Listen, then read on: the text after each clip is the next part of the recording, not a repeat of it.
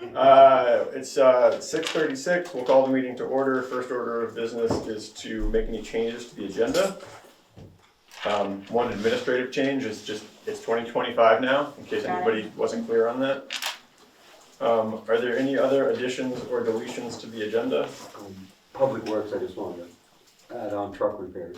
Yep, yeah, we can do that under general updates. Okay. Yep. I had that down as the list under the updates, but yep. Any other additions or deletions? All right, not hearing any, we'll jump right in. We're gonna do these separately because the people in the room were different for each of them. So we're gonna do the minutes of December 16th first. Is there a motion to approve the minutes of December 16th as written? I'll make a motion to approve the minutes of December 16th. Thanks, we have a motion from Suzanne. Is there a second? I'll second. Second from Mark. Is there any discussion? Hearing none, we'll vote. All those in favor, please signify by saying aye or raising your hand. Aye. Any opposed?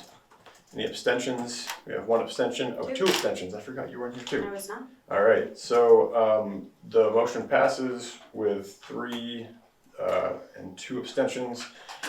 Next up, is there a motion to approve the minutes of the December 31st meeting as written? I'll make a motion to approve the meetings of December 31st, the minutes. Thanks, Leanne. Is there a second? I'll second that There's a motion. second from Emily. Is there any discussion? Not hearing any discussion. All those in favor of approving the minutes of December 31st as written, please signify by saying aye or raising your hand. Aye. Any opposed? Any abstentions? We have 1 abstention from Suzanne, so the motion carries 4 with 1 abstention.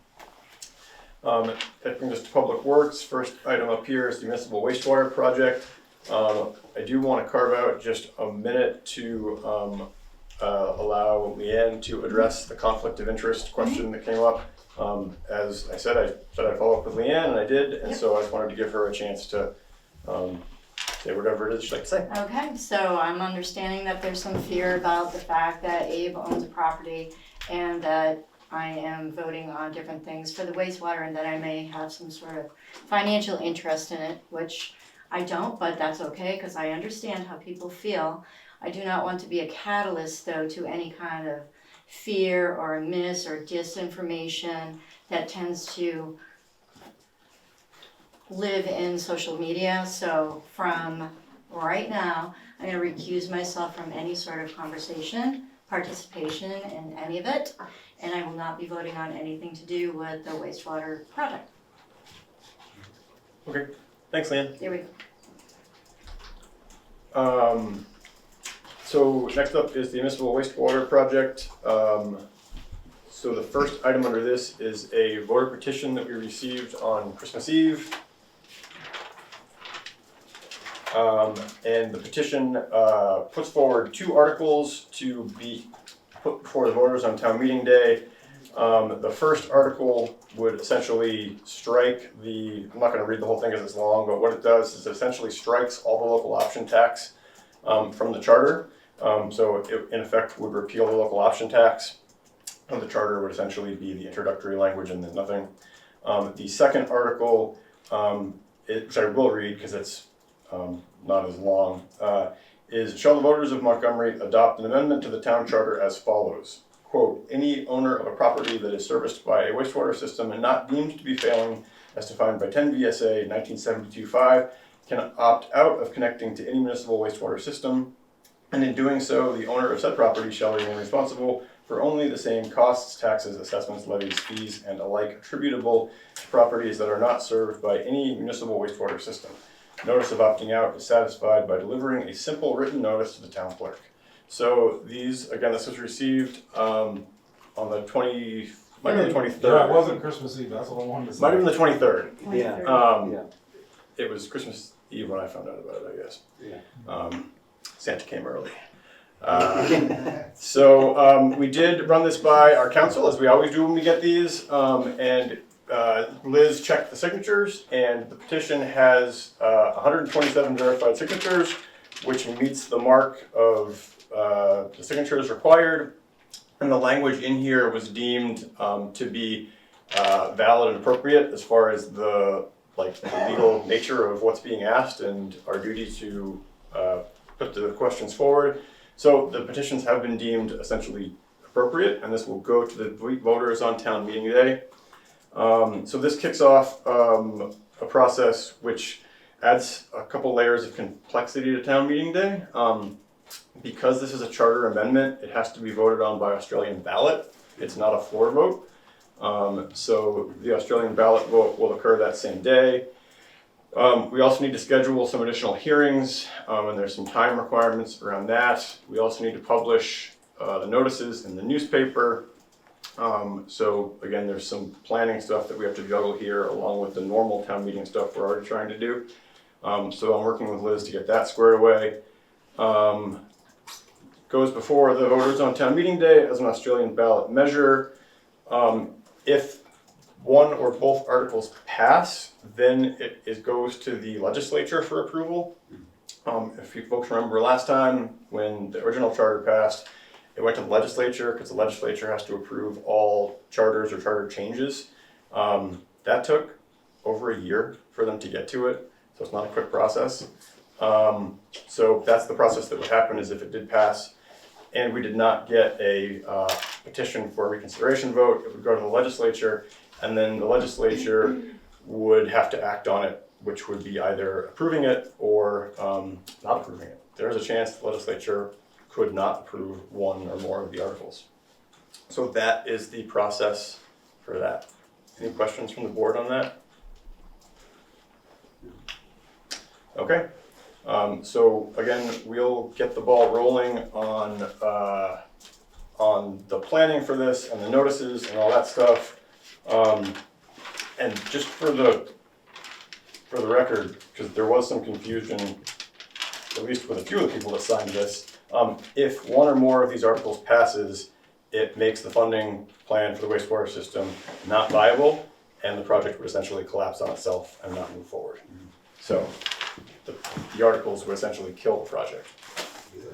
And I just note that because in speaking with some of the folks that signed the petition, that was news to them. So, other updates on the wastewater project, the 90% engineering deliverable was finished right before Christmas. That gets us essentially to where we need to be to go out to bid following the Department of Environmental Conservation's review of the plans. Every time the plan sets come forward, DEC reviews them with the engineers and with the town to kick the tires, make sure everything works. So we're now going to go into the period of DEC review and approval. The other part that we are working with coming out of the 90% deliverable is the final construction cost estimate. Again, this is an estimate. We don't have the numbers in hand until the bids come in, and like we've seen with any number of things, bids can range wildly. But I will say that based on the cost estimate, the broader cost estimate that we've got now, it's over budget, which is not a super surprise. And as I mentioned last time, what we are looking at doing is segmenting the project into sections, essentially trying to determine whether we can keep the core of the project given the funding we have available and potentially segment or sever longer parts of the system where there is a higher cost per connection. Essentially the bang for the buck in connecting. How many linear feet to get to how many connections. So the construction cost estimate that we should hopefully have next week, if they can get all their ducks in a row, is going to be put forward in segments essentially for each part of the system. And then from that, the board can finally look at it and say, what do we think about this? I had another meeting with the engineering team today as well as some folks from DEC, and I made it clear that, as we said from the beginning, at the end of the day, it comes down to the board's determination of whether or not the project is affordable. We've been clear from the get-go that that's our bottom line, is whether this is affordable, using that final debt amount of $1 million that we've talked about as kind of the final debt instrument that we're looking at, and more than that could be highly problematic as far as user fees go. So everybody's kind of on notice that we've drawn our line in the sand and we got to see what comes back. So when we get that information back, we'll circulate it and we'll have a discussion about what next steps to take. That is the update on the wastewater project. Item B here, the streetscape project, I think it's B on my agenda. Yeah. The streetscape project, there's no new updates on that at this time. We had another review with V-Trans a week ago, just to kind of get some things clear around some of the stuff at the rec center. As we talked about before, there's issues with wetlands, what we would call a drainage ditch. And so they're still trying to wrestle with how we can best address that in a way that's functional and cost effective. Has that been classified as wetland It has with officially? a hydrologist going out to do soil borings and other stuff to figure out, does it have the modeling that you see in the soil column and things, and so, yes, Great. it's a wetland, Cool. even though it's grass and we mow it. Yeah, and it's we- only we- wet because we drain there. Yeah, trust me, I know. Yeah. Yeah, it's very Kafkaesque. But anyway, that's where we stand there, so we're working on it. Okay. So we'll get back to the board when there's more information to share on that front. Next up, the project that won't go away, the Longley Bridge project. And I will note that we've got two guys from King's here tonight. King's was the contractor that worked with us on the project, so thanks guys for coming up tonight. Yeah. So, if folks remember, last time on Longley Bridge Road project, we talked about how the Army Corps of Engineers told us that they could not sign off on the project because they didn't have a surety of the survival rates of the plantings. We went to V-Trans and we said to V-Trans, can we go around the Army Corps of Engineers? And V-Trans told us, essentially, yeah, we can close the project, but in the event that we do, and then next year, if the Army Corps comes back and says, hey, X percentage of your willows or whatever else we planted in there died, you have to go back and replant them. That would then be on our dime because we had closed the project and the funding that's available through that would not be available to us. So at that point, the board said, well, let's avoid that liability and we'll just wait for the Army Corps, even though it takes them forever and a day to do anything. Following that conversation, it became apparent through conversations with Dean and with Kings that there's still a significant amount of money in the tune of $35,000. Whatever was on that invoice that we left. I don't have it in front of me, but I want to say it's like $35,000. It's around there. 39 something. 37, Yeah. which is being held until they can certify, the Army Corps or the project opponents, whoever can certify that the plantings meet the mark and the Army Corps signs off and everybody's hunky-dory and we can stop talking about this. $37,000 is a lot of money to carry on your books. I didn't realize it was that amount of money.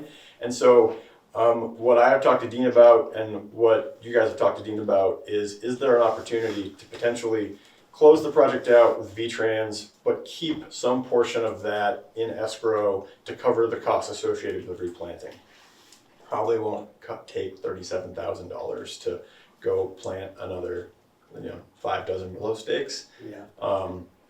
Do you guys happen to remember how much, I was going to find this earlier, I didn't have time, how much the overall plantings cost from the get-go? I think it was 40, was it 40? I don't Something? remember. Okay. I can tell you there was 5,300 plants planted, and him and I went out before it froze and pulled on the plants that don't have anything growing on them. Yeah. And about 10 of them were stuck in the ground.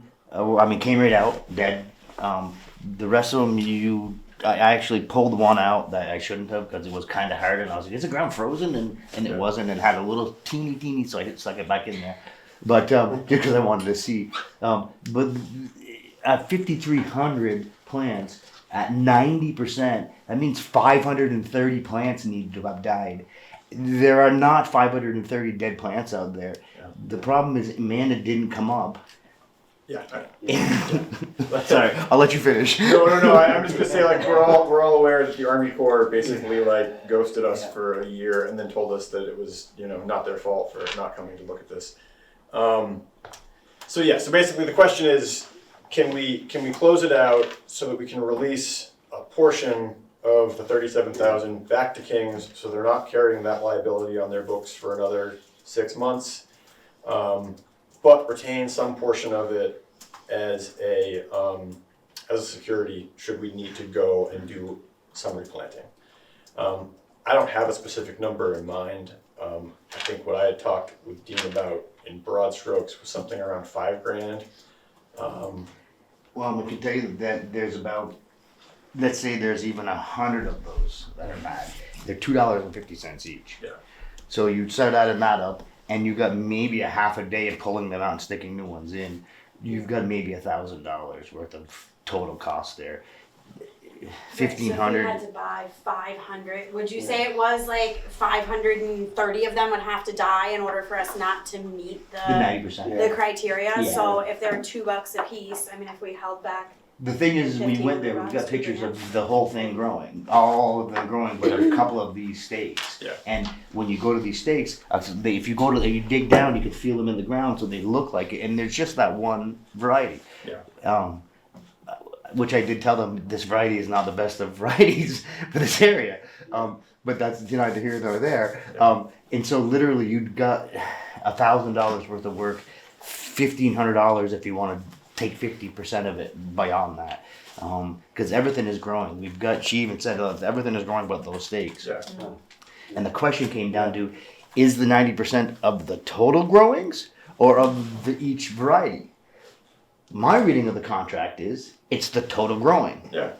That's my reading of the contract. I am no lawyer, nor do I pretend to be, but rereading it, 90% of the total, not of that each variety. You know, I agree with you. Like, I understand it the same way. So, and we'd be willing to sign something saying we'll come back and You fix can only it. do it in the fall. though. You can That's the only other part. replant in the fall. So you say it's Yeah. 6 months. Well, if she comes back and says it's still not there, we can't get those for another until fall, which means it's going to be a whole nother year before they're even doing anything, which puts us 2.5 years of you holding $37,000 of ours. And we don't want that. No, trust me, I hear you. You know, Yeah. running a small business for almost 20 years, Yeah. I would be more upset over a lot less money. I know I'm being very calm. Thank you. No, it's fine. I get it. I get it. And again, I apologize. I didn't realize the extent of this until Dean pointed it out to me. So, trust me, we get it. So the question before the board is: do we want to close it out with VTrans, retain some amount as a security in escrow to cover any future planting should we need it, but get the bulk back so that we can get these guys Yeah. made whole, or at least almost whole. Yeah. And if so, are there any, well, someone can move to, and in the motion, just include whatever you think we should retain as far as the, I don't know what to call it, it's not a deposit. it's like an Retain escrow. Security. It's a retain- Yeah. Security, escrow. So I'll make that motion to close out with V-Trans and hold back 2,000, if we need to do more plantings in the future. Okay. So that they can get their money. Okay, sounds good. Is there a second to Mark's motion? I'll second it. Thanks, Leanne. Is there any further discussion? Within the motion, would we ask for some sort of an agreement upon payment that should we need to do replanting, that you all would Yeah, we can Give just get us- agreement. give us a hand with that? Absolutely. So, Not a problem whatsoever. so that'd be part of, Yeah, no, not a problem. I mean, the Okay. big job was obviously keeping the wall there, and that has survived a couple floodings. Yeah. Yeah. That's yay. Yeah. Just pay us for that at least. This is the project that never. All right, so it sounds like Emily wanted to offer a friendly amendment that in this, we would establish a written agreement with Kings as to the replanting and how it will be conducted. Are you cool with the Yeah. friendly amendment? Are you cool with the friendly amendment? All right, cool. There's no objection to the friendly amendment. Any further discussion on the motion? All right, not hearing any. All those in favor of approving the motion, please signify by saying aye or raising your hand. Aye. Any opposed? Any abstentions? Great, motion carries. So I'll work with Dean to get that closed out, and then we Yeah. can go back and forth on a written agreement and get that squared out. Yeah. Appreciate it. No, Thank you, thank guys. you for your Thank you. Yes. work and your patience with this one. It's been, Yes. yeah, quite the Thank odyssey. you. Have a good night. You too. That brings us to general updates. So I'll turn it over to Scott and Mark right now, and I'm gonna go make a drink. What kind of drink you making? Margarita, maybe? Come on. So, go ahead. As far as Trucks, I know everybody's aware we've been having issues with trucks. We were down 3 trucks. Avery has been gracious enough to help us out the last weekend of the storm. He's gonna help us out tomorrow as well. Our CV is at Allegiance for some warranty work for the DEF system. Should be supposed to be done today. It should be done tomorrow morning, mid-morning. Hope somebody take somebody down to get it, please. Yeah. Truck 4 was down over the weekend. We hired Sam Valancourt, came in and tested it all out today. It took a couple hours. It was a relay. We were able to get one, so that's up and running. Truck 1 went down the other day. We had to have it towed to Allegiance, and they determined it's going to need a motor. So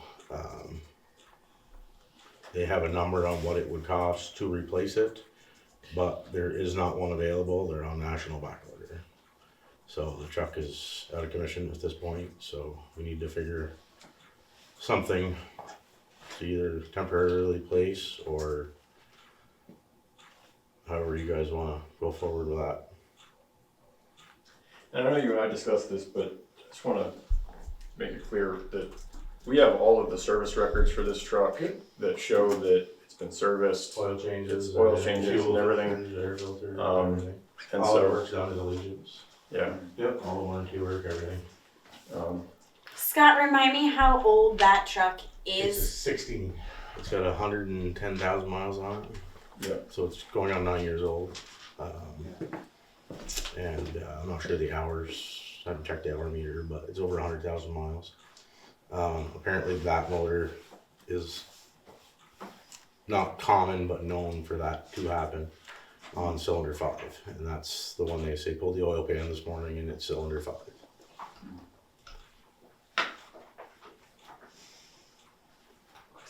Yeah. So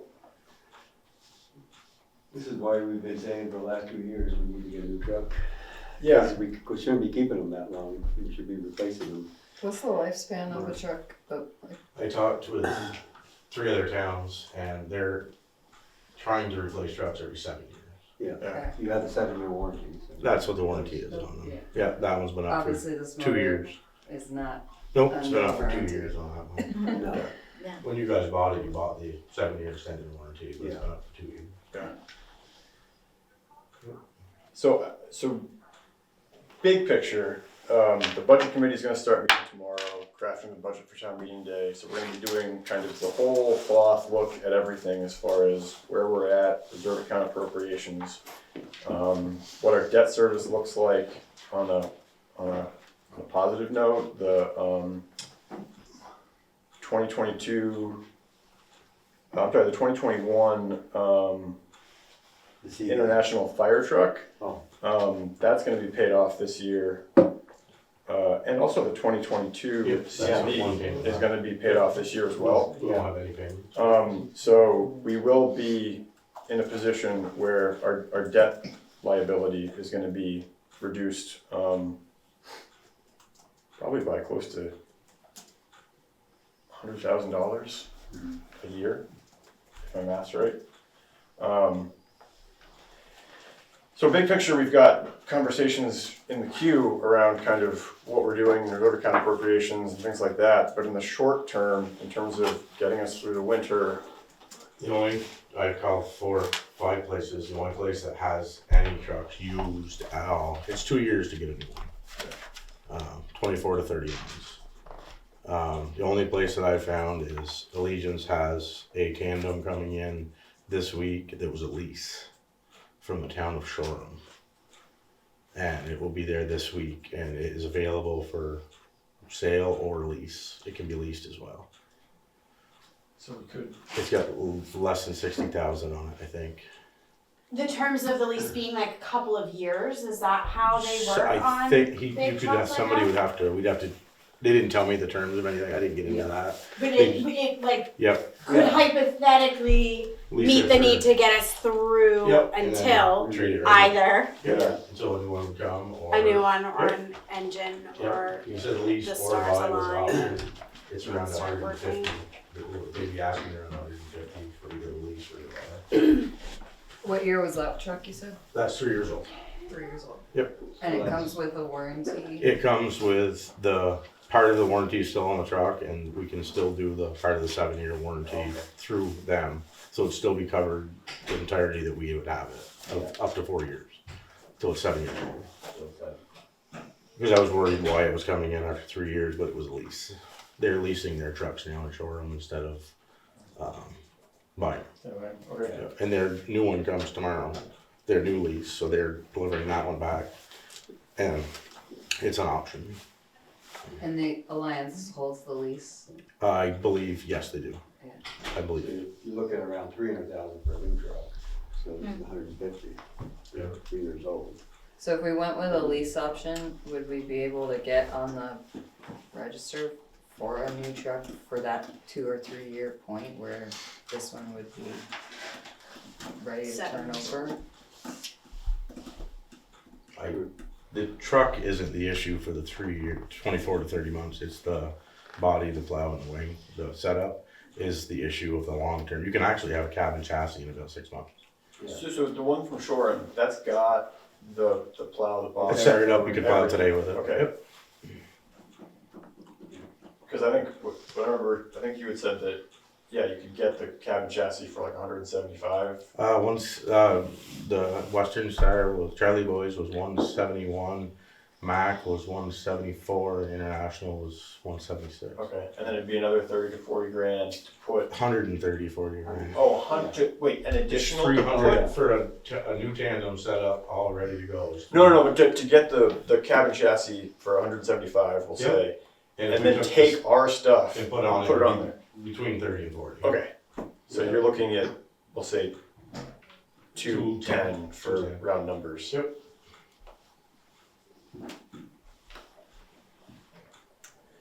I mean, I don't know, it seems like at a minimum, we need to lease the truck.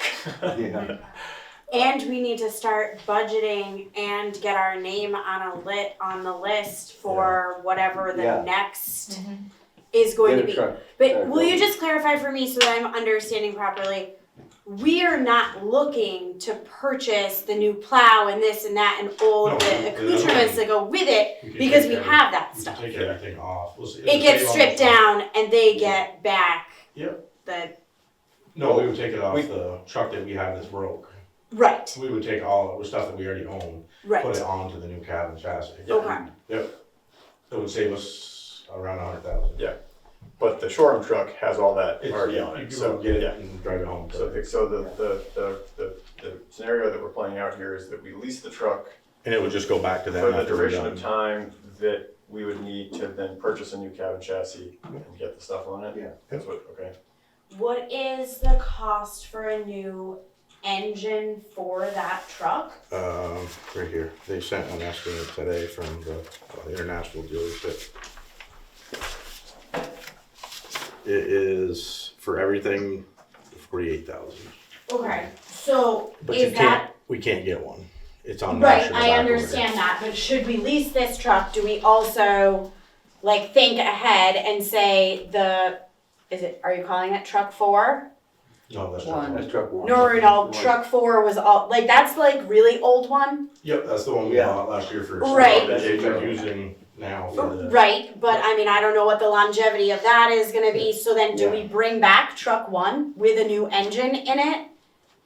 Like, do we lease, buy a new engine Do we have and a start fleet? budgeting for a new truck? Like, is that where we're at?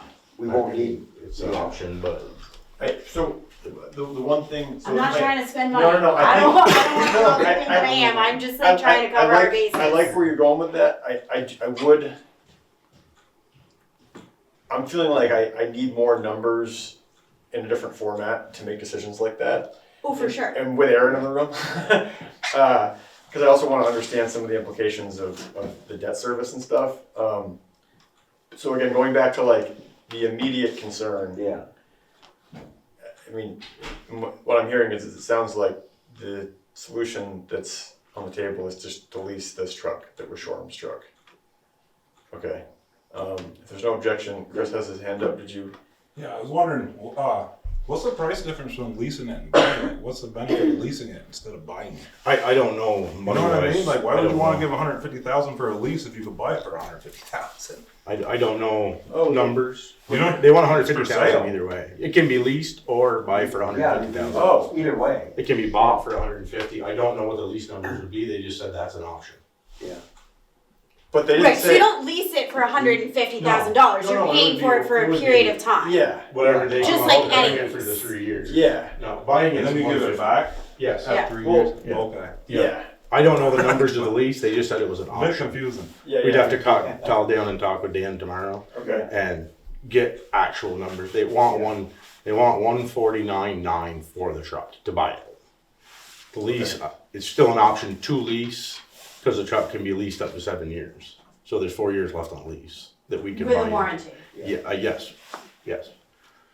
Okay, so it sounds like we need to figure out the least, the least Yes, cost. I mean, if we only wanna lease it for 3 years till a new one could be purchased or put together, then that, I believe, is an option.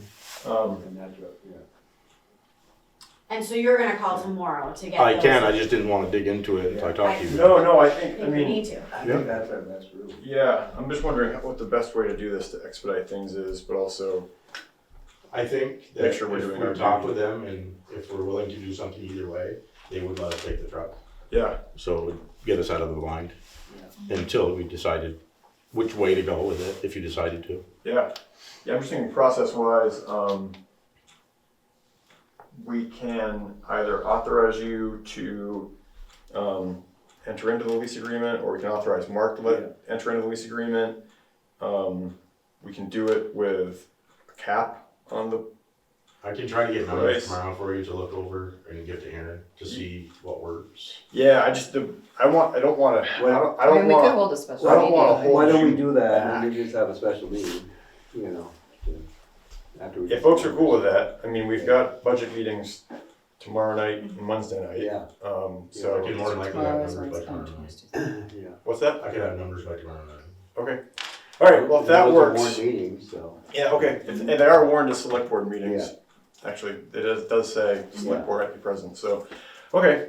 And those folks can hop on remotely, they're gonna be Zoom anyway, so. Yeah. All right, everybody okay with that? All right, Can we put together a list of numbers that is like, okay, if you have a lease and we get a new motor and we look into a new truck, like what those totals would be? yeah, I think. It might be worth it to have a fleet. And I mean, are there actually, so say we were to say to them, we want a new truck, we understand it's gonna be 24 to 30 months.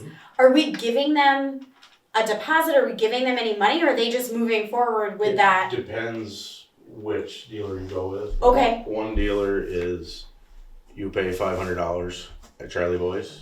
You order a truck, pay $500. If when that truck comes in, if you decide not to take it, then you lose your $500.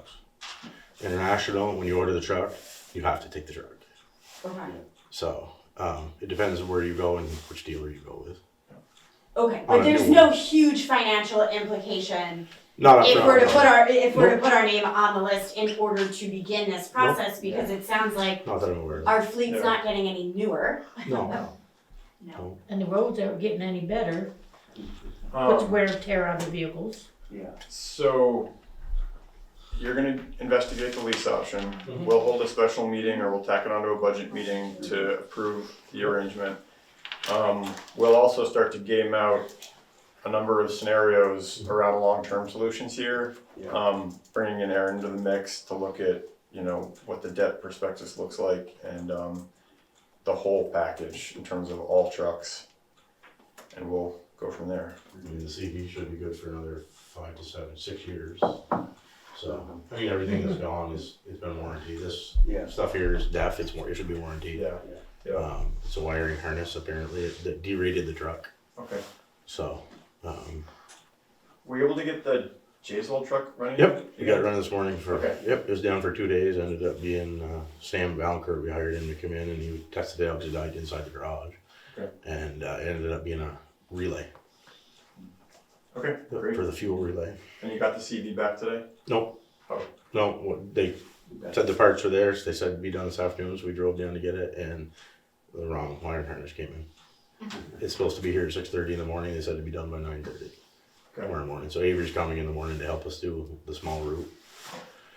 Hopefully he'll be back by 10, 11 o'clock tomorrow. Okay, Heard this 5 times this Yeah. last Monday, so. well, not saying this is on you, but make sure that they open the box and look at the park tomorrow before you drive down. Yeah, absolutely. Uh, Absolutely. okay, Yeah.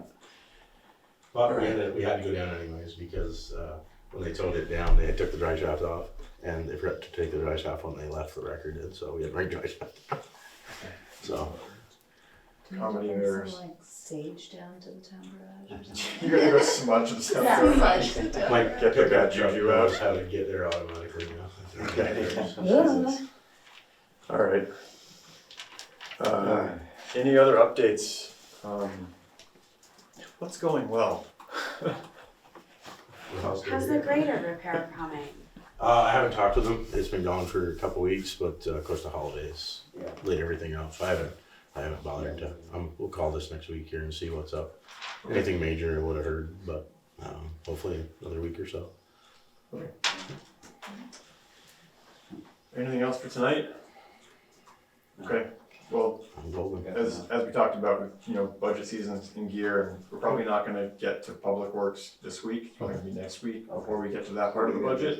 So you got some time, but Yep, I'll get some numbers together. as always, this time of year, start thinking about projects, and then, like we talked about, at some point, if we get a spell of clear weather, I do wanna sit down with you guys and start to do some more of the game planning for the coming year around, strategic planning, what we're gonna do, and get things into a format that we can get it out to folks. So we don't go back. Yeah. Okay, well, thank you. Thank you. Thank you. Yeah, thanks, but So that brings us to visitors. We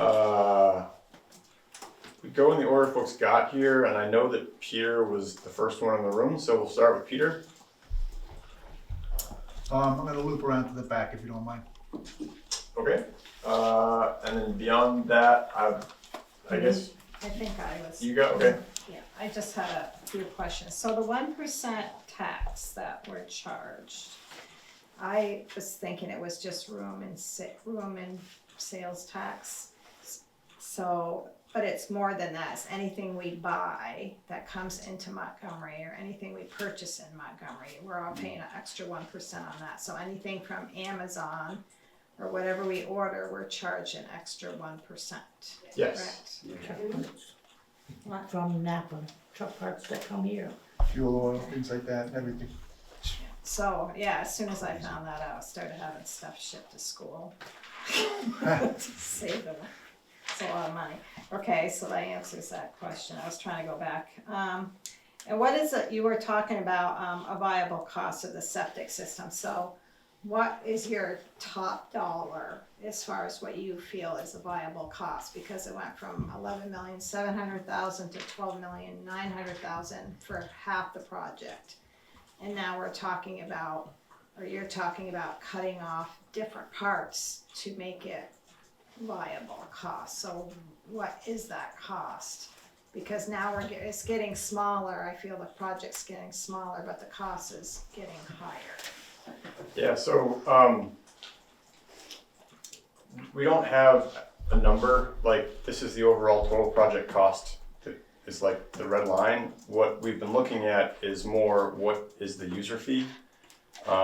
And we've been trying to peg that to 1% of mean household income for the community.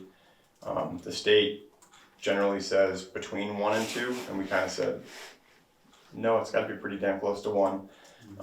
And to get to that using the final debt vehicle that we have, which is the rural development loan at 1% interest over 30 years, that would be around $1 million for the final loan.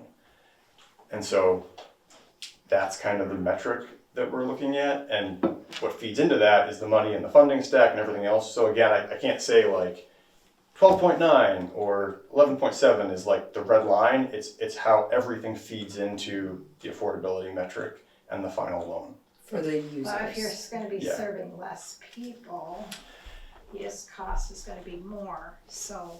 Well, if it's serving less people, but the cost of construction is lower, it all factors into that user fee. Yeah. So the user fee for the people on the system, the debt for that is 1% of their median income, whether it's 100 people or 500 people, it's 1%. Yeah. It won't go above I mean, around 1%. That's basically, and again, like, But the median of the people on the system or the median of the people? community, the town MHI, and 1% of that is, again, and I'm not like, if it's 1.1, is that worth? Maybe, but like, so I'm not saying flat out 1, but that's kind of the target we've been shooting for. So again, and you know, there's a chance that we might get more money in the door because Greensboro, their project like a couple weeks ago, the one they've been advancing, hit a roadblock they can't recover from, and so the state just reabsorbed another, I don't know, $3 to $4 or $5 million in ARPA funds, and I was down in Barry all day Friday, basically asking for money. And working with folks from DEC to figure out how to make this project viable. So it's not to say that more money won't come in the door for it. But how are you gonna know that? We'd know that pretty shortly. Oh, you would know. Yeah, like within the next week, we would have to know that. And I was on a call today again with folks from DEC, basically reiterating that. Yeah, this is like, the next 2 weeks are gonna be like when the rubber hits the road here, as far as when we kind of, and again, like, we're not gonna know the final numbers until we get the bids back, but what we will know in the next 2 weeks is it worth continuing to go to bid?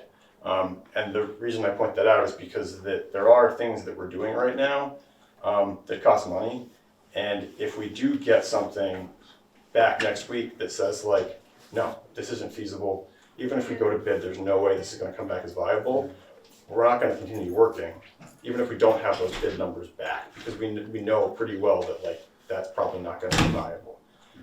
If someone's like, oh, it's a $10 million gap, it's like, well, that's not gonna be achieved, so like, we're gonna cut it. If we can get it to a point where it's like, hey, this could work, then we'd keep going and we'd go to bid and we'd see what the bids come back in. And then, like we've talked about before, with the bids in hand, we'd have the real numbers to respond to. And that would be the next point that we'd stop and say, can we do this? Does this look viable? Can we meet the affordability metrics that we've put forward? And so that's where we're at. Yeah, thanks, Roberta. You guys came in together. You can fight over who goes first. No, Leanne, I don't want any hard feelings with you, Leanne. I brought this up last meeting. No, Because I get it. it's not on social media. It's not. Trust me, I don't post that I don't much. know, a lot of people like to do that. I'm not I- saying anybody No, is, but I'm just I- saying it I'll put it on happens. social media. I did not do that. I brought it to attention. It's been pondering me for months. Mhm. Months. And then people, when I went and did this petition, people were talking to me, asking me. I didn't bring it up, they did. Yeah. Okay? Okay. So I just wanna set you clear, and I know you won't get any financial for it. Trust me, I have a son, I'd do anything I could to help my son. Trust me, I have. And but anyway, he's 44 years old and I would take the shirt off my back for him. Okay, so I know how it is. But in the last couple of years, you have voted on a lot of things for this wastewater without an agenda, I guess I'm not trying to be mean, I'm not a bitch, really I'm not. But he will benefit from this coming through. Him and Walter will benefit more than anybody in this whole town. Yeah. And that's And we'll all pay. that's the truth. I've researched a lot of this.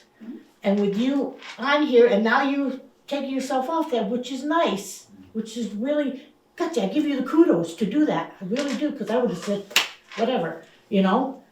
So I give you kudos for that. But what happened to all them votes before this that you voted on? That's my question, and not to be mean, okay? I brought this up and I'm bringing it up on the table. Yeah, I get it, Teresa. Okay. Just don't forget that I'm not the only person voting. I know you're not, but there's 5 of you, I know that, but a lot of times you second or whatever, what's your first thing you do?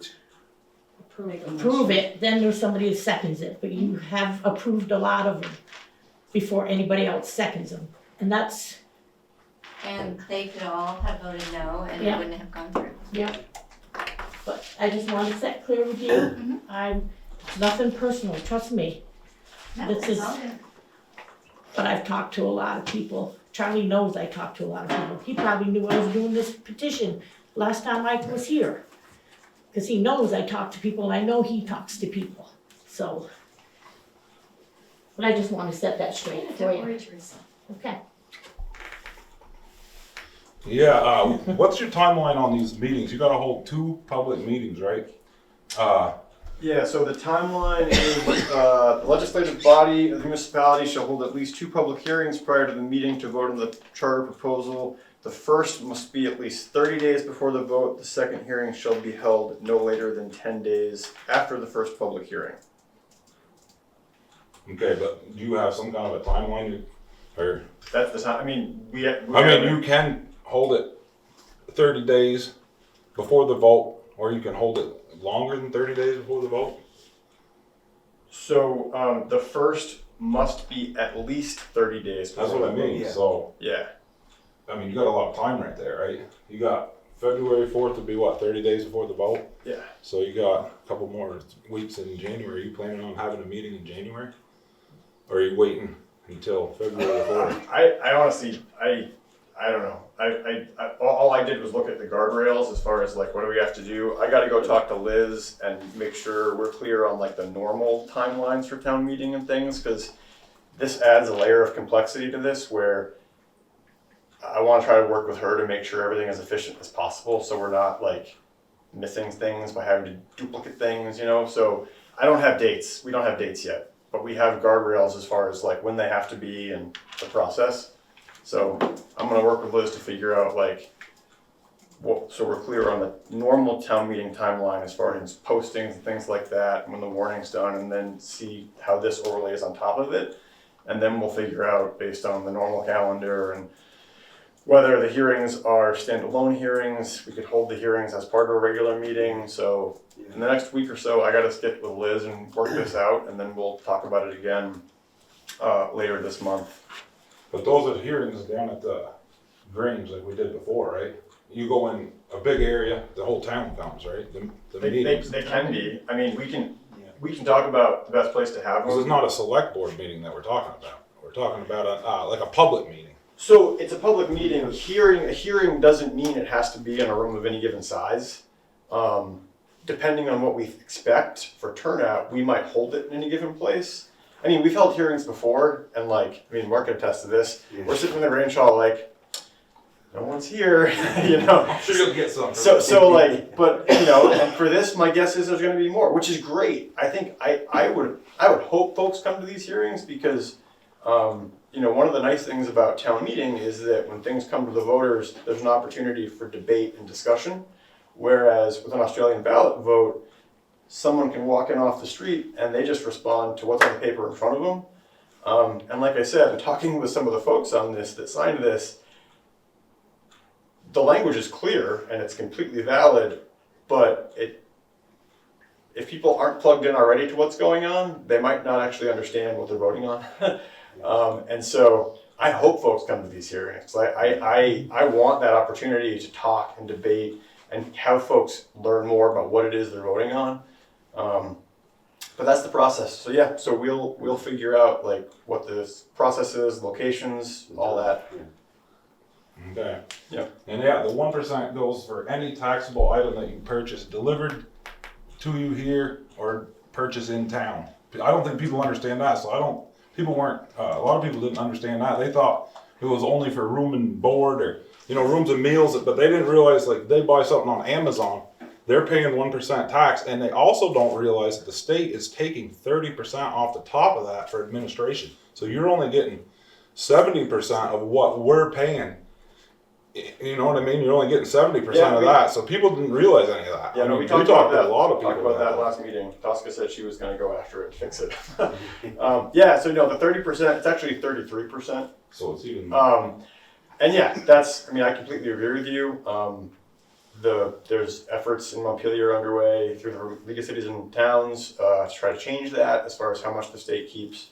As far as what the local option tax is applied to, I guess I don't know what to say other than it was discussed openly at a number of hearings. It was written in the town report plain as day. So if folks didn't quite understand it, I mean, we'll try as hard as we can to get folks to understand how things work. But Okay, I'm good. Yeah, okay. I think it's anything you have delivered, you purchase and have delivered to Montgomery. yeah. Anything. Some people itemize it on their bills, some people don't. Yep. They just top it off. You can take the standard. There's a standard sales tax thing that you can take. But yeah. Yeah. Do you want to go? Yeah, Okay. we're at the end, right? Well, I'm going to go to the Zoom next. Okay, I'll go now, it's Okay. fine. Just following up with Leanne, I also had the question of conflict of interest, and I also know both you and Abe. But it's a conflict. And the question of recusing forward has been answered, but recusing backwards, I'm not sure if it would have made a difference or not, because I believe you pretty much voted lockstep to proceed with this project. And if there was any exception, I don't believe it was Leanne. So it's a little bit of a moot question going backwards. But my understanding, Charlie, correct me if I'm wrong, the state has their policy on conflict of interest. It appears that they're pressing municipalities to create clear policy on conflict of interest, or does it exist already? So yes, the state is now doing some more things around ethics, and we're actually talking about that in a minute. But we've had a conflict of interest policy for my entire time on the board and preceding me. Everyone up here has signed the policy. This scenario that we're talking about, if you read the policy, I understand there's a perception of a conflict of interest, but per the policy, there's no conflict of interest. Now, that being said, the perception is a big deal. That's Well, this important. essentially meets the definition of the state. The state says if a voting board of a select board or any other governing board municipality, if a member of that board votes on a project that a family member can materially benefit from, it's a conflict of interest. That's very clear with the state. Yeah. I think Anyway, there's some it's just my interpretation observation. there It's as not far really as applicable here. I think there's some interpretation as far as benefit goes, because like as Tosca said, there was a thing, but there was a, so like I would differentiate this from when Artie recused himself from the water system because his dad owned the existing water system. I mean, that's a direct conflict with a business that that guy owns and runs. This is an indirect potential benefit based on some future development that could happen based on capacity. I mean, it's a gray area, but I understand the perception is there, and as Leanne said, if the perception's there, we can act on it, and she'll recuse herself, so I think it's a moot point moving forward. Well, yeah. Either way, to your question, we do have a conflict of interest policy. Yeah. I believe it's posted on the website if folks want to take a look at it. And to the state's actions, yeah, we'll talk about that in a second. I don't believe that Walter and Abe are planning to build high-density apartment houses for not-profit. They want to make money on it. That's right. Why would But do you it? could also say that me. interest rates are going to have a bearing on what they build. You could also say that the wetlands determinations in the back. So there's I get where you're coming from, but it's not like It's not in stone yet. it's also like one out of multiple variables. I see where you're coming from. Yeah, I think I disagree with you a little bit on direct private benefit, but we usually do. again, it's a moot point. All right, been it's addressed. done, I get it, So, it's done. The yeah. second point is, just an observation that what the voters voted to approve, it no longer resembles what's happening. And on that basis alone, we were looking for a revote that was shot down because of the wording on the article last time. But what's your thoughts on that? Do you feel comfortable proceeding with something that wasn't approved? So, like we talked about in the past, I still disagree with you. Projects like this, at this scale, there's always changes to them. Look at what happened with the water system when that got put in and what was initially planned and proposed versus what got built. I mean, again, I understand your position, I just disagree with you. Okay, the,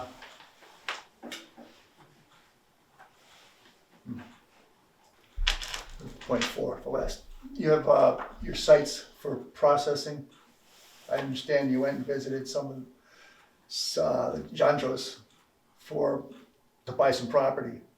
And I don't know if you can talk about that or not, but basically they weren't willing to sell it to you.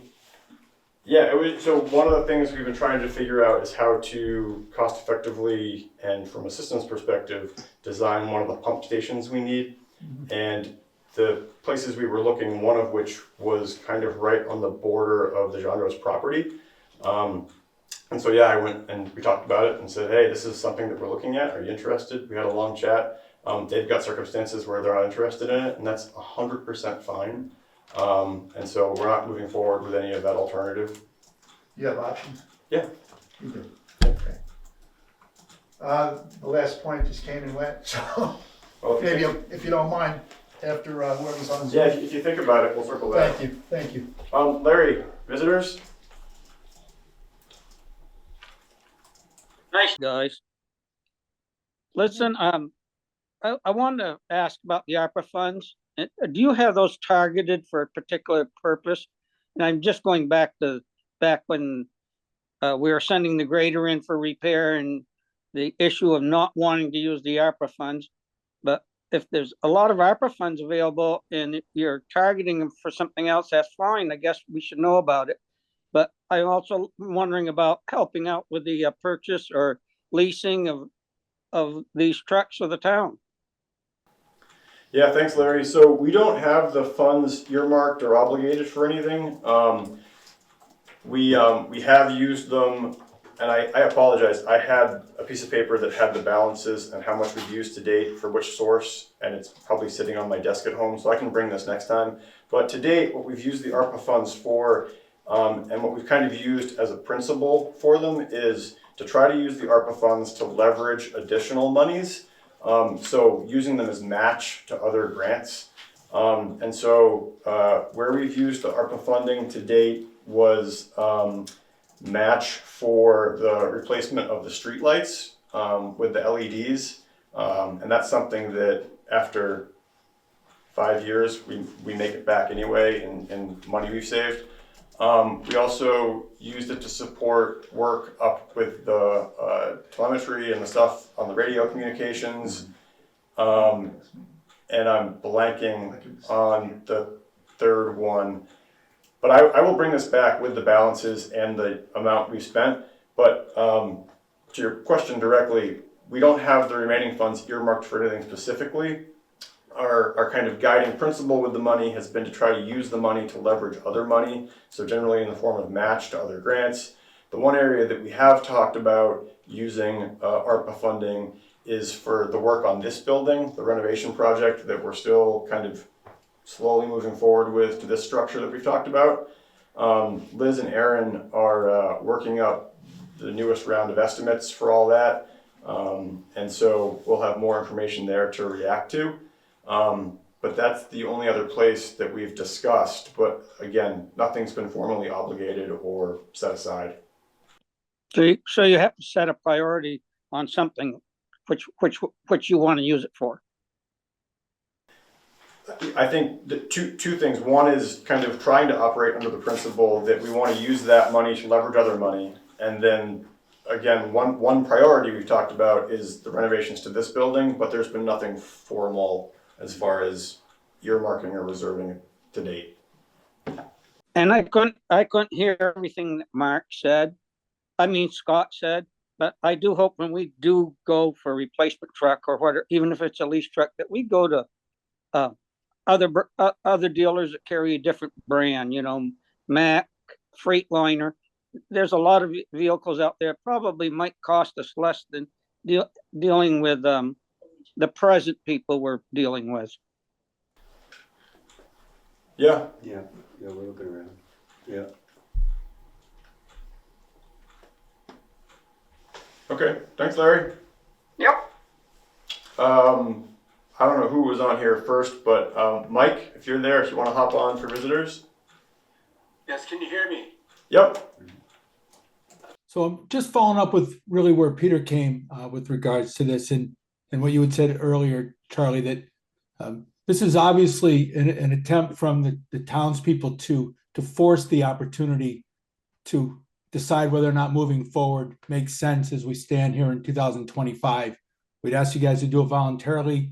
That didn't happen. And it sounds like the board understands that this is the townspeople saying, we want that opportunity to revisit it, to debate it, as you said, at these public meetings and such.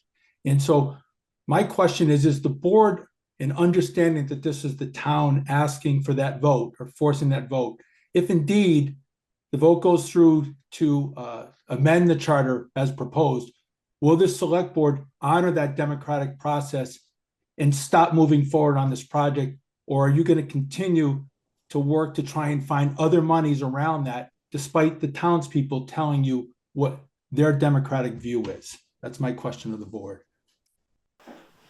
So, I mean, I can't speak for the entire board. I will say that if the measure passes, we're obligated to abide by it, pending a petition for reconsideration, which would put it to another vote.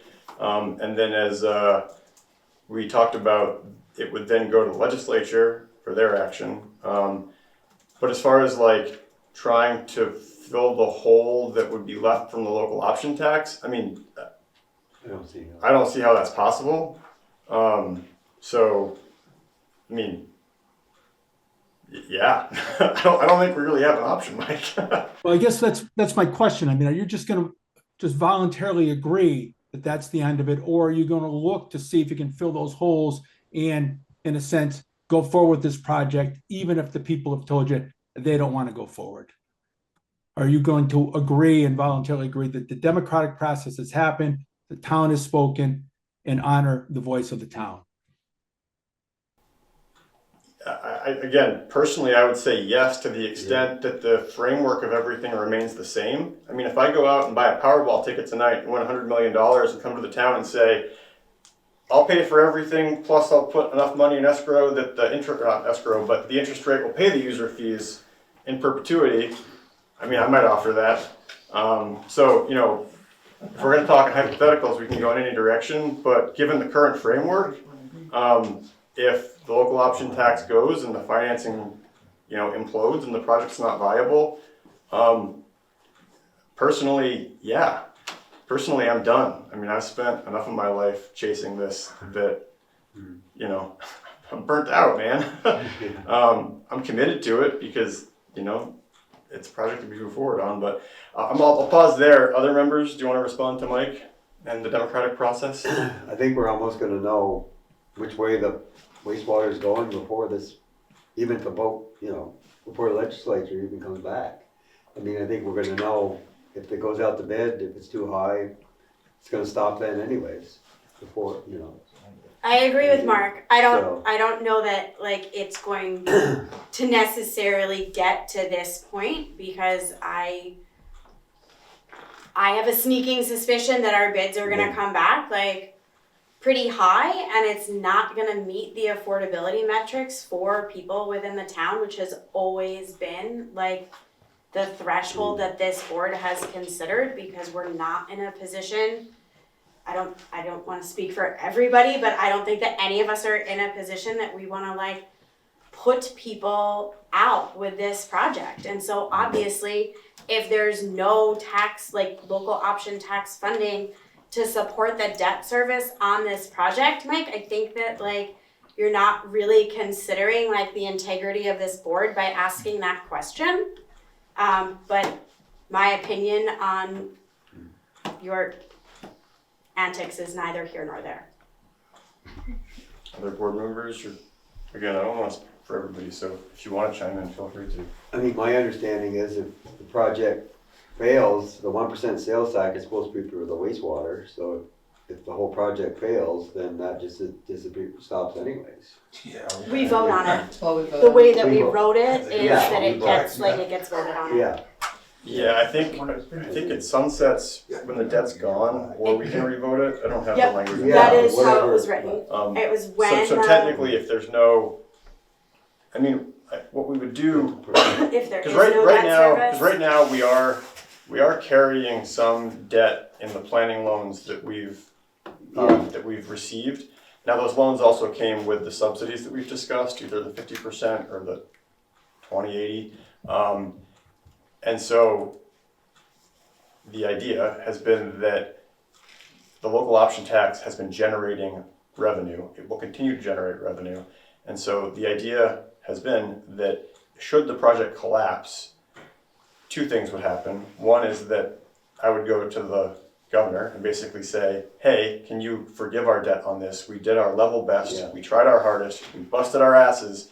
He has the power to, so does DEC. Can you please forgive our planning debt? Can you roll it back into an amended engineering planning advance loan, which is entirely forgivable, and then we walk away with our hands clean? That won't happen though if we vote the project down. No, so if we like, vote the there's project- no like if we there's vote- no possibility If of we vote any the project of that down, being the state's forgiven. gonna say to us, please don't ever come ask for money ever Right. again.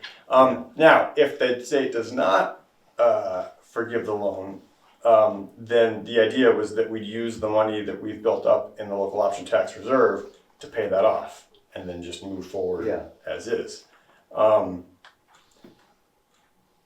As far as, I don't know about whether it's a weird question as far as repeal. We'd either have to vote on it or it would just go away as is, because once there's no debt, technically there's nothing to serve, and therefore the tax Yeah. would sunset automatically. Does that process still go through the legislature and possibly I don't take think that? so. Like, I don't very think so back? because it's this is a question for an attorney. Yeah. But I don't think that would take an act of the legislature because it's already written that way. Right. The legislature only gets involved when there is a new charter or an amendment to an existing charter. Yeah. And the legislature has denied municipalities charters or charter amendments in the past. So there is a wild card as far as what they might do. That being said, I mean, Not if really the mad about direction the is, if the direction is pretty clear from the community and from the funding, then I think they would react in that fashion. But the legislature has surprised us in the past with things, and so I would, not want to debate that. I think that, and I've said this before, and I'm going to say it again. I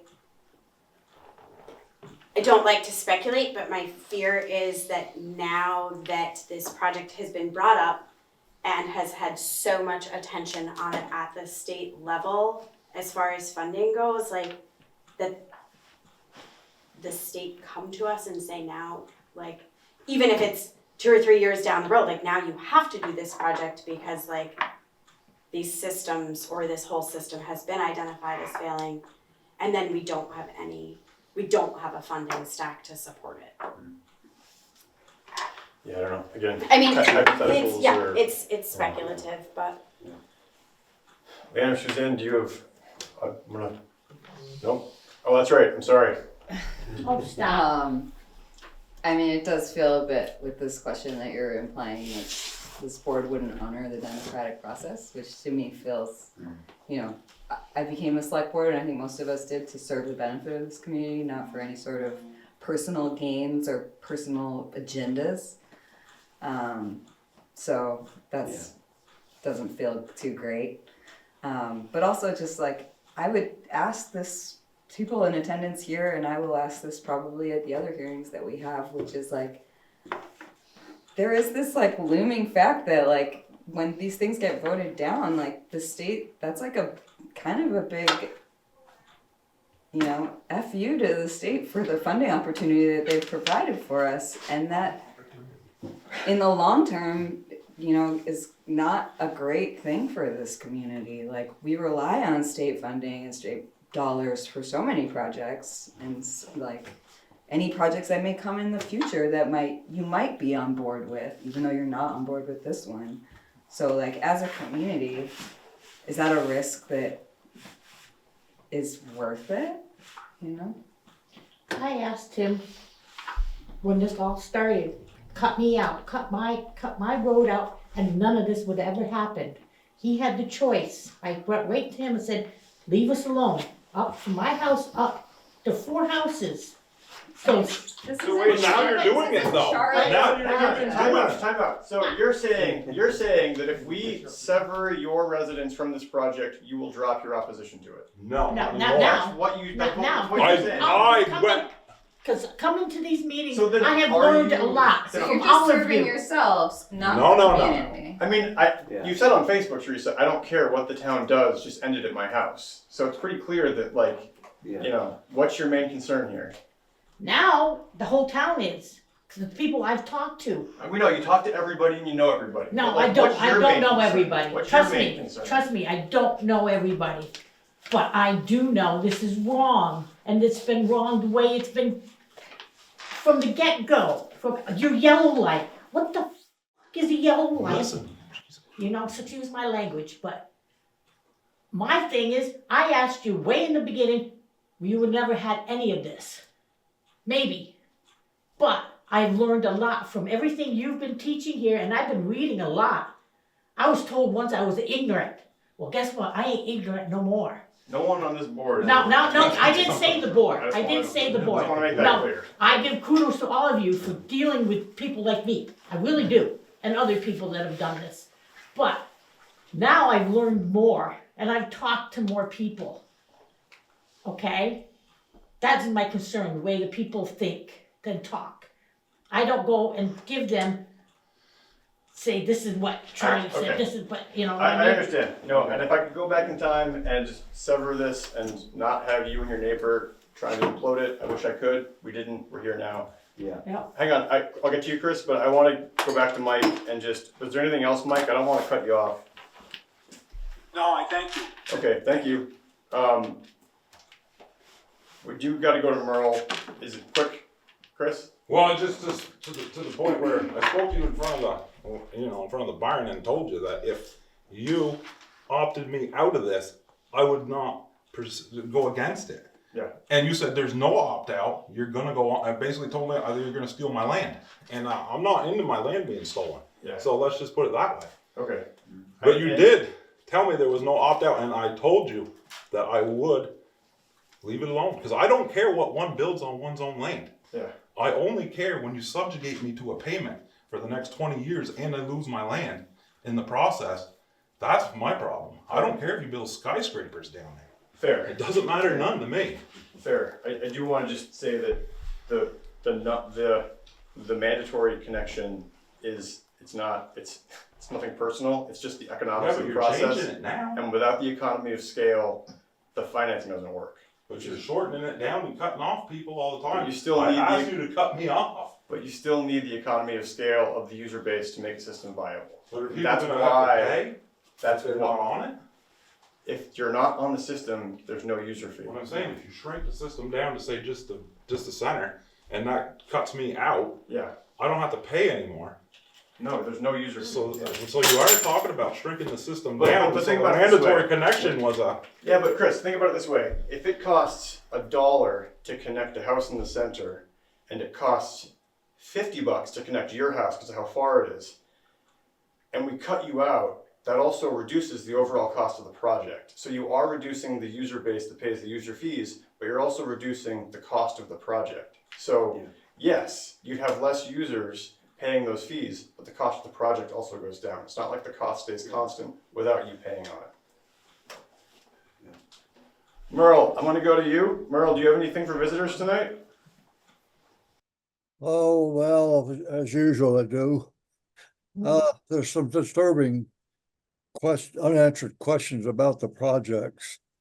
What was the cost of the wastewater project in the village? Do you know? It depends on which estimate you're looking at. I can look up. Oh, just approximate. Honestly, Merle, at this point in the evening, my brain is mush. I can find it pretty quickly though. Do you have another question while I look that up? Well, the question that I had asked once before, and I think was brought up again, and I see the minutes in your last meeting, it's never been answered. And with the village taken out of the picture, why did not the overall cost drop significantly? It just defies all logic that it didn't. So in broad strokes, what I will say is that the original cost estimates we got from the preliminary engineering survey were based on a system which has changed drastically. You know, if you remember, like initially we were looking at one site for a disposal field and that fell through. We had to look at an alternative one. There's changes there. There's things about the pump stations that have changed. So as the project has advanced and we've gone from the preliminary engineering to the 30% to the 60% to the 90%, things change and it's changed the nature of the project. So that's why the cost has changed so drastically. I think the other part of that, Merle, is that we're how many years into this process, and we all know if we've tried to build anything or order anything, or I don't know, even like go to the grocery store, that costs have skyrocketed in the past few years. And so that's clearly like indicative of prices like for this project as well. So Well, I don't, there might be some inflation, but not there. And you have the option choosing a type of sorry, project. it's just, we can't all talk at once. Sorry, Merle, can you say that again? There's different systems, obviously. And my understanding is the system that you finally agreed to has never been tested. It's a brand new system. Is that correct? No, there's examples of these kinds of STEG systems that exist in Vermont. Waitsfield's got a similar one. The drip dispersal technology, which is the soil capacity at the disposal site, that framework, and this is where I'm not an engineer, but essentially that framework was new. It's something DEC is proposing in their new wastewater rules, but those rules aren't going to be adopted until next year, next year, which is why they made us do the soil column testing to demonstrate the capacity. So that might be what you're thinking about as far as new. And I apologize, I can't put my fingers on the last village estimate. All I've got here is the spreadsheets for the split out of the planning loan. That's not important, though. And this new system is from my understanding, is effluent pumped to some tank, and then that tank has to be emptied. So it's a effluent gravity, septic tank effluent gravity STEG system. And so yes, the primary treatment is the tanks on the individual properties, or in some cases there might be tanks that are combined for different users given conditions. But the material leaving the house goes to the individual tanks. The effluent from there is gravity fed to one of two pumps, which puts up to the disposal field where it goes through secondary treatment, and then I don't know if it's tertiary or whatever the word for what's after tertiary. And what's after tertiary? Sedimentary. Just a question, are there tanks that have to be emptied? Yes, and that's baked into the operations and maintenance costs. Instead of leaching fields and so forth. That sounds like a bummer. So you're an engineer now, Merle?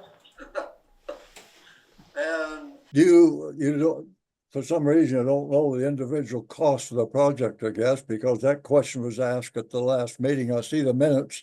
You didn't know. Do you know the cost of the installation of the curbs in the center? The cost of the installation of curbs in the center. I can't tell you specifically. I mean, we have the cost estimate for the overall project that includes the rec center, parking, all that stuff, but I don't know the individualized, itemized costs for the curbs themselves. I could find out. Well, I mean, we've been over this, I know, a dozen times, but I just can't help but believe in my mind and my heart that you 5 people there don't know that is a bad idea for these curbs. You mentioned that there were curbs in the town, I guess, many years ago, I don't know, 1920s, whatever. Well, somewhere along the line, they took them out. There's a reason they took them out or didn't replace them. Probably because when they got a lot of people, they found they were detrimental. And you know those curbs are going to be detrimental to the people here in town. I don't know, are you laughing or something, Emily? Is this funny? It is, it's just, you know, Merle, we've gone over this so many times and our responses to you haven't changed, so I don't know why we're like continuously rehashing this, but there's a sense of frustration in the room. Merle, wasn't this, Asked didn't and we answered. vote on this? Yes. So didn't the democratic process run its course and the electorate decided for curbs? So you're asking us to go against the democratic process? You did twice for the water wastewater project. Took you 3 votes to get it through. That's the democratic process, voting. Town meeting wasn't binding, it was advisory. So don't give me that. And you never come up with a legitimate reason other than a baby stroller. Every time I've asked, when I asked along, you weren't there one time, Mark says safety. Then I asked you at the last time I was at the meeting, your first word, safety. And yet you know it's not true. At town meeting, you even made the comment, everybody knows they don't provide safety. I never said that, Merle. Yes, you did. I never said everybody knows they don't provide safety. Yes, you did. No, I didn't. Was the town meeting recorded? Probably. Was the recording? Go find it. I know right at the end of the discussion, you made that comment, Charlie. All right, well, if you can find the recording, I'd be curious to watch it, Merle, because You made that comment. And if the town meeting is recorded, you can find it. If there's Okay. that town meeting. I promise you, you made that comment because I was surprised. And so you're spending I don't know, I can't find out how much you're spending. You don't even know yourself how much you're spending on a project that you can't justify. We can justify it, you just don't like our justification.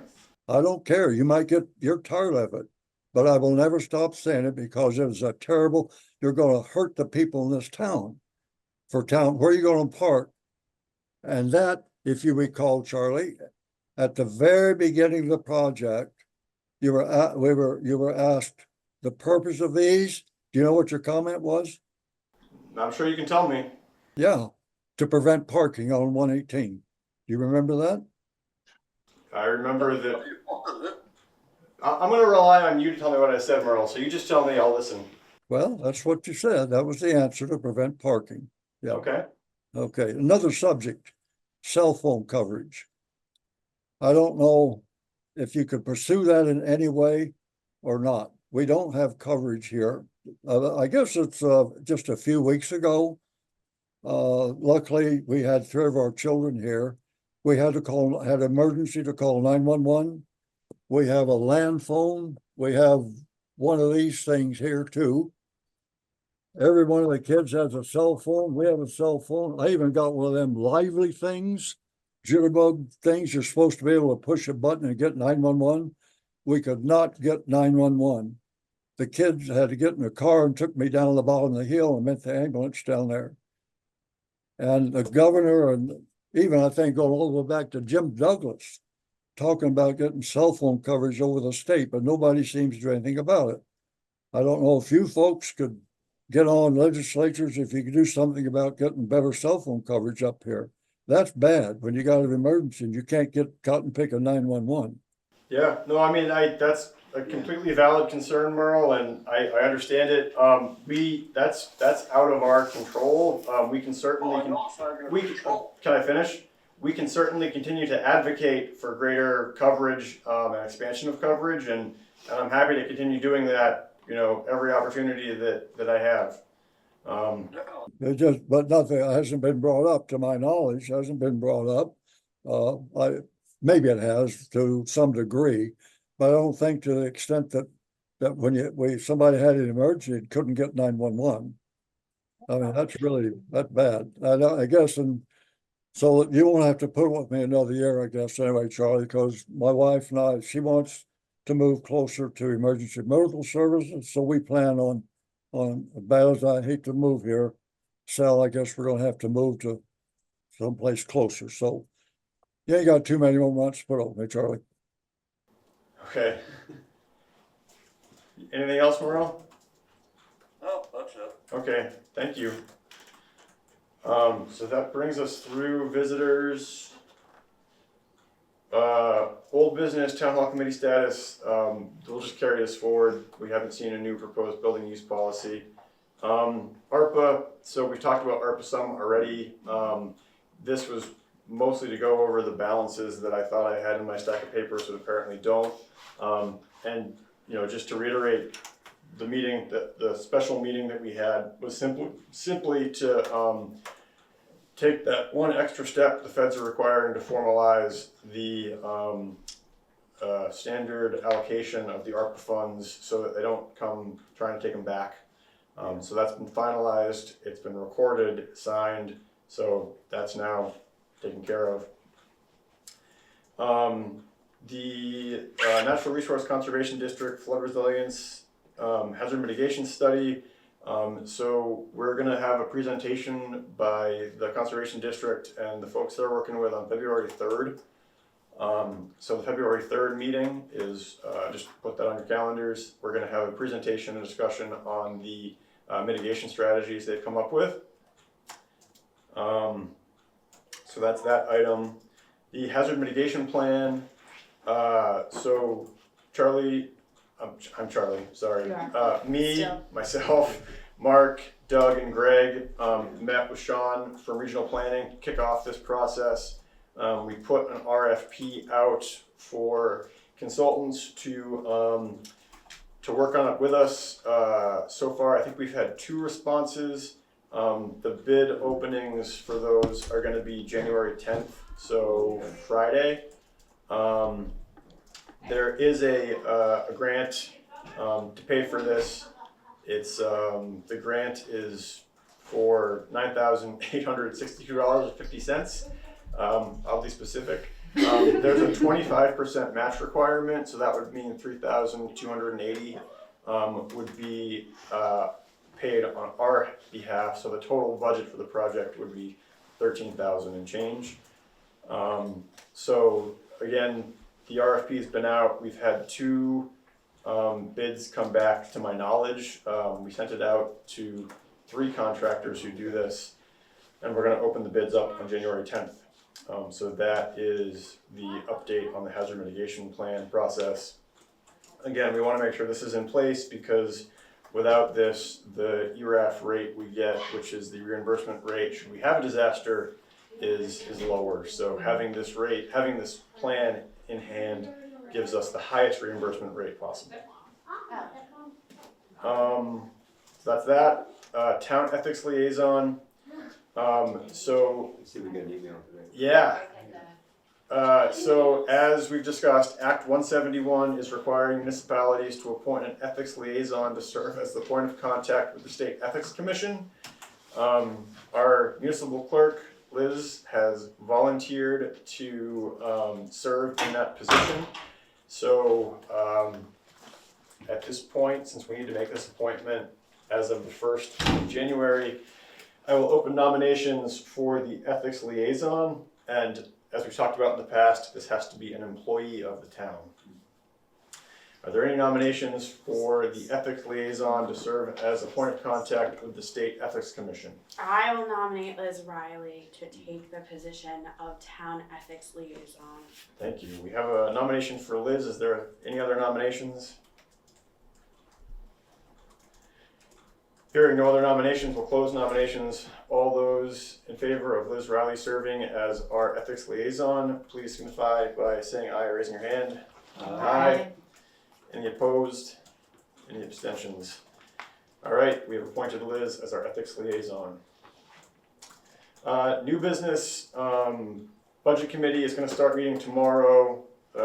Meetings are scheduled Tuesday, Wednesdays for the next couple weeks. The schedule is on the warnings for the meetings. The Zoom link is also on the warnings for the meetings. We're encouraging full participation via Zoom because this is going to involve a lot of screen sharing in terms of the budget numbers, and so it's easier to do with everybody looking at a screen than at a table. So that starts tomorrow. Folks are welcome to hop on and listen or participate. And we do still have a vacancy on the budget committee. I haven't found anybody yet, but if anybody finds someone who wants to volunteer, please send them my way. Who is on it? The budget committee, as it stands right now, is myself, Aaron, you, and Mark.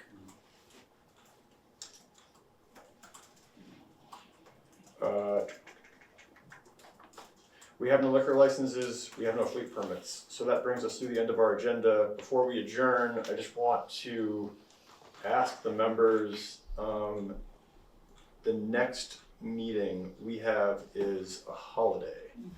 It's Martin Luther King. Martin Luther King's Yeah. birthday. Yeah. Do This folks, happens every year. do folks, it's also what? Yeah. The inauguration, yeah. Oh, So, what's folks' pleasure? Do you want to have a meeting on MLK Day, or do you want to push it? There's a pretty good chance I'll be working at the mountain, so I might not. I would push it. I would move to push it, if that was okay. Yeah, I mean, we Yeah, can, it's okay with me. And not that I have to be here, but if Um, everybody else wants to be, Want you. okay, that's fine. Just saying, put that out there. so if we do push it, we can push it, well, Tuesday and Wednesday, we have budget committee meetings. Yeah. We could push it to the following Monday.